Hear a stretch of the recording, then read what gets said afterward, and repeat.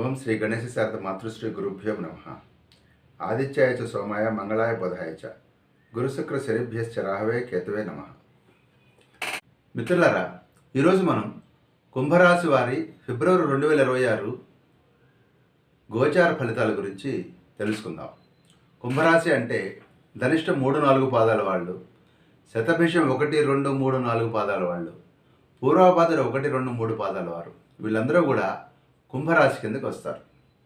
ఈ కుంభరాశి యొక్క ఫిబ్రవరి నెల 1వ తారీఖు నుంచి 3వ తారీఖు వరకు పొజిషనింగ్ ఒకసారి చూసినట్లయితే వీరికి రాశి ఈ యొక్క కుంభంలో రాహు సంచారం నడుస్తుంది, సప్తమంలో కేతు సంచారం నడుస్తుంది.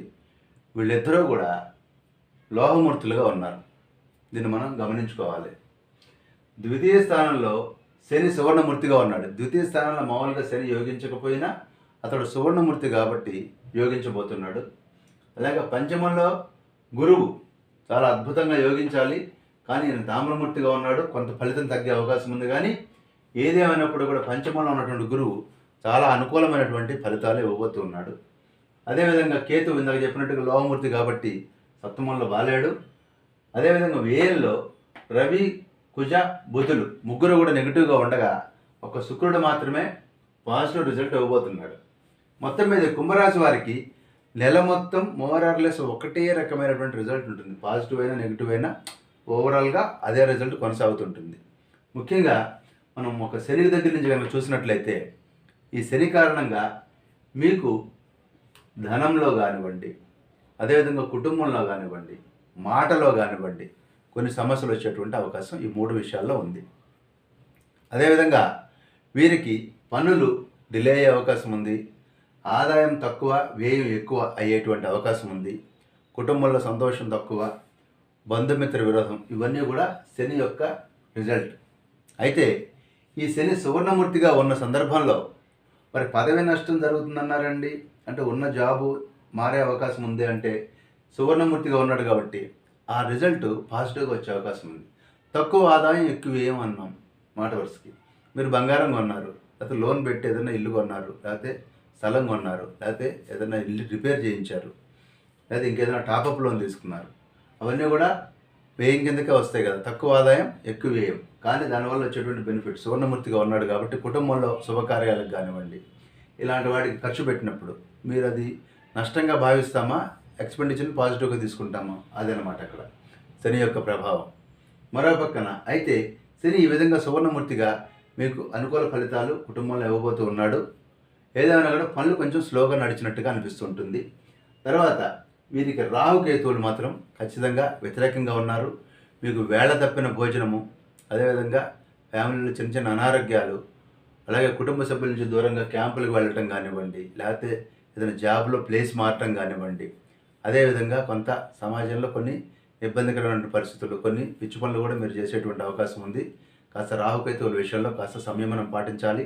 ముఖ్యంగా దుర్గాదేవి స్తోత్రం, అదేవిధంగా వినాయకుడి యొక్క స్తోత్రం, రాహుకి దుర్గాదేవికి, కేతువుకి వినాయకుడికి కనుక మీరు కొంత ఓం గం గణపతి నమః అనుకోండి. అలాగే దుర్గాదేవికి సంబంధించి సర్వస్వరూపే సర్వేసి సర్వలోక నమస్కృతే భయేభ్యస్త్రాయనో దేవి దుర్గాదేవి నమస్తుతే, లేదా ఓం ఐం హ్రీం శ్రీం శ్రీమాత్రే నమః, ఏదో ఒక నామం తీసుకుని ప్రశాంతంగా చేసుకోండి. ఈ రాహుకేతువుల యొక్క ఇబ్బందుల నుంచి మీరు బయటపడగలుగుతారు. ఎందుకంటే లగ్నము, సప్తమం అంటే కుటుంబం. ఒక విధంగా చెప్పాలంటే మీరు మీ భార్యకి సంబంధించినటువంటి, మీ భర్తకు సంబంధించినటువంటి అన్యోన్యత విషయంలో మరింత బెటర్గా ఉండాలి అనుకుంటే నేను చెప్పినట్లుగా వీరిద్దరిని కూడా ప్రత్యేకంగా మీరు ధ్యానించండి. అదే టైంలో ప్లస్ పాయింట్ ఏంటంటే ఇక్కడ మనకి రాహుకేతువులు బాగాలేదనుకున్న సందర్భంలోనే గురువు పంచమంలో ఉండి లగ్నాన్ని చూస్తున్నాడు.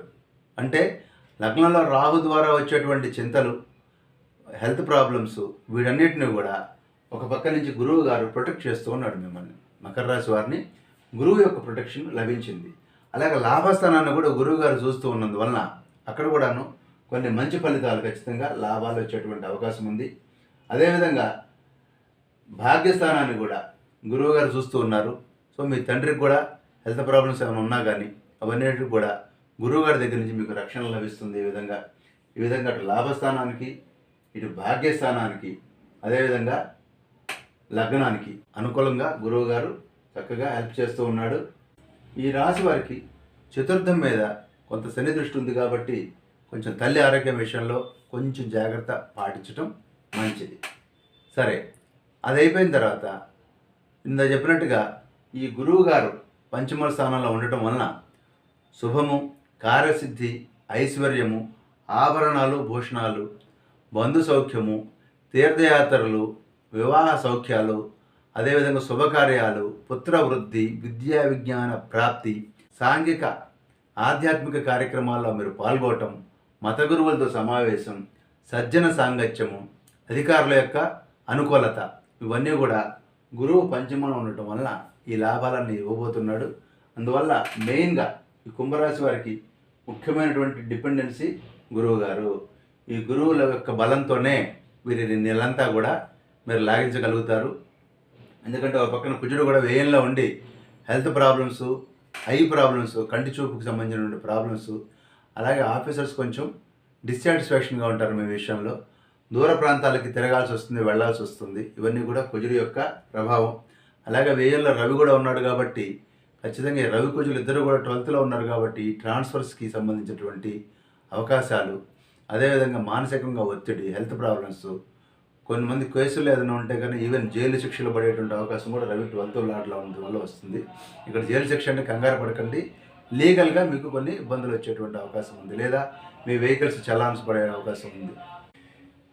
ఈ విధంగా రవి కుజులు మిమ్మల్ని ఇలా ఇబ్బంది పెడుతూ ఉన్నప్పుడు బుధుడు కూడా వాళ్ళకి తోడయ్యాడు. బుధుడి వలన కూడా ఈ యొక్క నెగిటివ్ రిజల్ట్స్ ఏదైతే 12th వస్తుందో ఇది కనపడుతుంది. సో టోటల్గా రవి బుధ కుజులు వ్యయంలో ఉన్నారు కాబట్టి మీకు ఖచ్చితంగా లాంగ్ డిస్టెన్స్ ట్రావెల్స్ పట్టడం, ఫ్యామిలీకి దూరంగా ఉండటము, ఖర్చులు అవ్వటము, ఇవన్నీ కూడా ఖచ్చితంగా జరిగేటువంటి అవకాశం ఎస్పెషల్లీ ఈ యొక్క కుంభరాశి వారికి ఉంది. అదే టైంలో శుక్రుడు వ్యయంలో ఉండటం అనేది విలాస వస్తువుల మీద, అనేక రకాలైనటువంటి ఆభరణాల మీద, ఇలాంటి వాటి మీద మీరు ఖర్చు పెట్టే అవకాశం శుక్రుడి కారణంగా ఉంది. లగ్జరీ కోసం మీ ఖర్చులు బాగా పెడతారు. అదేవిధంగా ఈ యొక్క శుక్రుడు వల్ల 1-2 నెగిటివ్ ఫలితాలు కూడా ఏంటంటే శస్త్రబాధ, అంటే ఏదైనా చిన్న ఆపరేషన్స్ అయ్యేటువంటి అవకాశం కూడా శుక్రుడు వల్ల కనపడుతున్నా ఓవరాల్ లగ్జరీ లైఫ్ మాత్రం శుక్రుడు ఖచ్చితంగా ఇవ్వబోతూ ఉన్నాడు. సో ఈ రకంగా ఓవరాల్గా తీసుకున్నట్లయితే 1 నుంచి 3వ తారీఖు మధ్య మీకు శుక్రుడు, శని, గురువు మాత్రమే పాజిటివ్ రిజల్ట్స్ ఇస్తుండగా మిగిలినటువంటి 5 గ్రహాలు నెగిటివ్గా ఉన్నాయి. ఇది మీరు గమనించండి ఈ నెలలో. అదేవిధంగా సబ్సిక్వెంట్గా బుధుడు 1కి వచ్చినప్పటికి కూడాను అక్కడ కూడాను మీకు అకాలమైనటువంటి భోజనం, ఓకే, దుష్టులతో సహవాసం, ఇలాంటి సమస్యలు కూడా మీకు సబ్సిక్వెంట్ పీరియడ్లో 4వ తారీఖు నుంచి మీకు ఉన్నాయి. అదేవిధంగా 6వ తారీఖు వచ్చేసరికి మీకు శుక్రుడు ఇక్కడ నుంచి 1లోకి వస్తున్నాడు. శుక్రుడు 12లో ఉన్నప్పుడు మీకు శుభకారకుడే, 1లో ఉన్నా కూడా శుభకార్యాలు, వివాహము, వాహనాలు, గృహయోగము, భోగాలు, ఉత్సాహము, లాభం, స్త్రీ సౌఖ్యం, సుఖవంతమైనటువంటి వైవాహిక జీవితము, కుటుంబ సౌఖ్యము, విలాస భోజనము, ఇలాంటివన్నీ కూడా శుక్రుడు 12లో ఇస్తున్నాడు, 1లో కూడా ఇస్తున్నాడు. 12లో ఉన్నప్పుడు ఖర్చు పెట్టిస్తాడు వాటి కోసం, 1లో ఉన్నప్పుడు వాటిని మీరు ఎంజాయ్ చేసేట్టు చూస్తాడు. ఈ విధంగా 6 నుంచి 12వ తారీఖు వరకు కూడాను, 6 నుంచి నెలాఖరంతా కూడాను ఈ యొక్క శుక్రుడు మీకు లగ్నంలో పాజిటివ్గా ఉండి మిమ్మల్ని ఉత్సాహంగా ఉంచుతాడు. మిగిలిన గ్రహాలు మిమ్మల్ని ఇబ్బంది పెడుతున్నట్టు కనపడ్డా ఇటు గురువు గారు కానివ్వండి, ఇటు లగ్నంలోకి వచ్చేటువంటి శుక్రుడు కానివ్వండి, వీళ్ళిద్దరూ కూడా మిమ్మల్ని సంతోషంగా ఉంచేట్టు చూస్తారు.